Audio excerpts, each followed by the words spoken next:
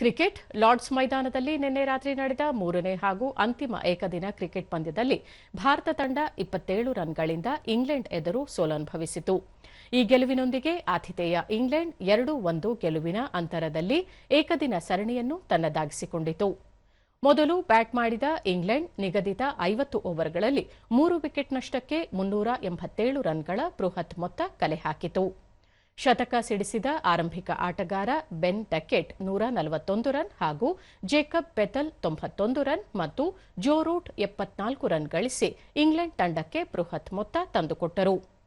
ಭಾರತದ ಬೌಲರ್ಗಳ ಪರ ಪ್ರಸಿದ್ಧ ಕೃಷ್ಣ 2 ಮತ್ತು ಪ್ರಿನ್ಸ್ ಯಾದವ್ 1 ವಿಕೆಟ್ ಪಡೆದರು. ಉತ್ತರವಾಗಿ 388 ರನ್ಗಳ ಗುರಿ ಬೆನ್ನತ್ತಿದ ಭಾರತ ಅಂತಿಮವಾಗಿ 7 ವಿಕೆಟ್ ನಷ್ಟಕ್ಕೆ 360 ರನ್ ಗಳಿಸಿತು. ಆಕರ್ಷಕ ಶತಕ ದಾಖಲಿಸಿದ ರೋಹಿತ್ ಶರ್ಮಾ 138 ರನ್ ಹಾಗೂ ನಾಯಕ ಶುಭ್ಮನ್ ಗಿಲ್ 77 ರನ್ ಮತ್ತು ವಿರಾಟ್ ಕೊಹ್ಲಿ 74 ರನ್ ಗಳಿಸುವುದರೊಂದಿಗೆ ಭಾರತದ ಪಾಳಯದಲ್ಲಿ ಗೆಲುವಿನ ಆಸೆ ಚಿಗುರಿಸಿದ್ದರು. ಆದರೆ ಮಧ್ಯಮ ಕ್ರಮಾಂಕದ ಬ್ಯಾಟರ್ಗಳಿಂದ ಸ್ಫೋಟಕ ಆಟ ಹೊರಹೊಮ್ಮದ ಕಾರಣ ಗೆಲುವಿನ ಹಾದಿಯಲ್ಲಿ ಭಾರತ ಮುಗ್ಗರಿಸುವಂತಾಯಿತು. ಇಂಗ್ಲೆಂಡ್ ಪರ ಸ್ಯಾಮ್ ಕರನ್ 4 ವಿಕೆಟ್ ಪಡೆದು ಗಮನ ಸೆಳೆದರು. ಜೇಕಬ್ ಬೆಥಲ್ ಪಂದ್ಯ ಶ್ರೇಷ್ಠ ಹಾಗೂ ಜೋ ರೂಟ್ ಸರಣಿ ಶ್ರೇಷ್ಠ ಪ್ರಶಸ್ತಿಗಳಿಗೆ ಭಾಜನರಾದರು.